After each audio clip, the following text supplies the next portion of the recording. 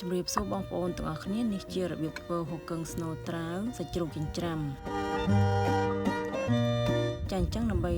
ដឹងពីរបៀបធ្វើយ៉ាងណានោះសូមបងប្អូនតាមដានទស្សនាវីដេអូរបស់នាងខ្ញុំទាំងអស់គ្នាចាដំបូងនេះខ្ញុំយកត្រាវមួយចំហៀងនឹងយកវាមកឈូសជាសរសៃហើយមួយចំហៀងនឹងមានចំនួន3ខាំណាបងប្អូន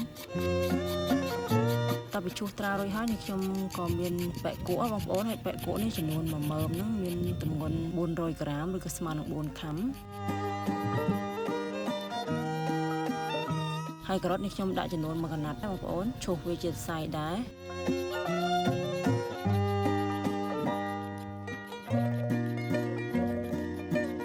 ហើយក៏មានខ្ទឹមបារាំងចំនួន1ចំហៀងហើយខ្ទឹមបារាំងយើងហាន់វាល្អិតៗអញ្ចឹងមក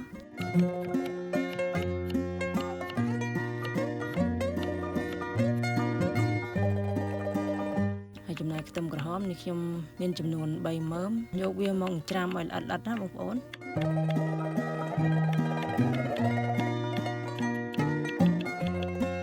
ហើយចំណែកស្លឹកខ្ទឹមនេះខ្ញុំដាក់ចំនួន3ដើមមកហើយយើងហាន់វាឲ្យល្អិតៗដូចគ្នាតោះមកខ្ញុំដាក់សាច់ជ្រូកច្រាំចំនួនកន្លះគីឡូចូលហើយក៏មានមីសួរចំនួន1កញ្ចប់តូចពងទា1គ្រាប់ហើយនឹងម្សៅឆាហ្នឹងចំនួន2ស្លាបព្រាបាយយើងដាក់ដើម្បីឲ្យហ៊ូគឹងហ្នឹងវាស្អិតណាបងប្អូនពេលយើងយកចំហុយទៅវាបែកហើយក៏មានគ្រឿងផ្សំផ្សេងទៀតមានអំបិលស្ករប៊ីចេងម្សៅស៊ុបសាច់មាន់ប្រេងខ្យងហើយនឹងម្រេចហើយនឹងប្រេងល្ងចំនួន2ស្លាបព្រាបាយបងប្អូនហើយនេះខ្ញុំច្របល់ឲ្យវាចូលជាតិបានល្អសិន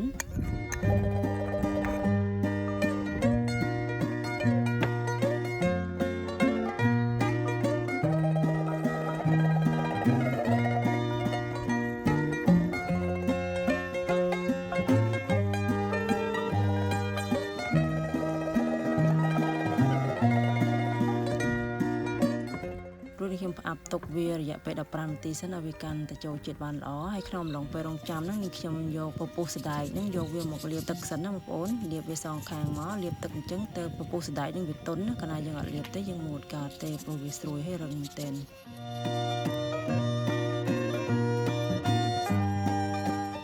ចាប់ពេលដែលវាទន់វាឡើងថ្លាអញ្ចឹងហើយនេះខ្ញុំកាត់តម្រឹមកន្លែងដែលវាលហែកហ្នឹងឲ្យវាចេញជារាងជ្រុងអញ្ចឹងមករួចដួសស្នូលដាក់ចូលមកមិនបាច់ចាំដាក់ធំពេកទេបងប្អូនដាក់តែល្មមប៉ុណ្្នេះខ្ញុំអញ្ចឹងមករួចមូរវាហើយមូរហ្នឹងមិនបាច់ចាំសង្កត់ខ្លាំងទេណា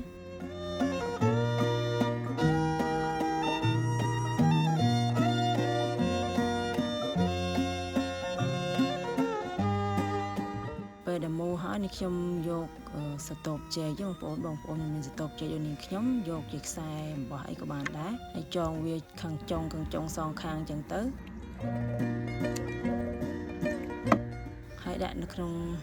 ឆ្នាំងចំហុយមកបងប្អូនហើយមុននឹងចំហុយបងប្អូនត្រូវដាំទឹកឲ្យក្តៅសិនណា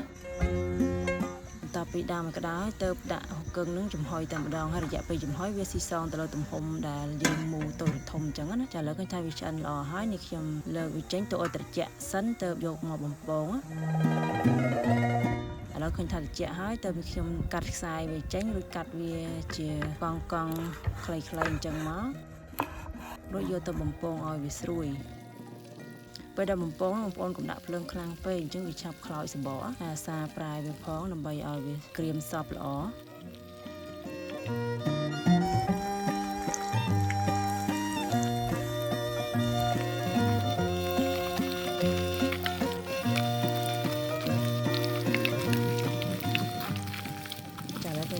ក្រៀមបានល្អហើយនេះខ្ញុំស្រង់វាចេញហើយហ៊ូគឹងនេះបងប្អូនចង់ហូបជាមួយទឹកជ្រលក់អីក៏បានដែរប៉ុន្តែនេះខ្ញុំហូបជាមួយទឹកម្ទេសហើយនឹងទឹកប៉េងប៉ោះហើយរសជាតិហ៊ូគឹងនោះវាអត់ដិតទេបងប្អូនប៉ុន្តែយើងមិនមានទឹកជ្រលក់ក៏យើងអាចហូបទទេបានដែរណាចាអញ្ចឹងវីដេអូរបស់នេះខ្ញុំក៏សូមបញ្ចប់ត្រឹមហ្នឹងដើម្បីទទួលបានវីដេអូថ្មីសូមបងប្អូនចុច follow page និង subscribe YouTube channel របស់នេះខ្ញុំម្នាក់មួយផងចាសសូមអរគុណសូមជម្រាបលា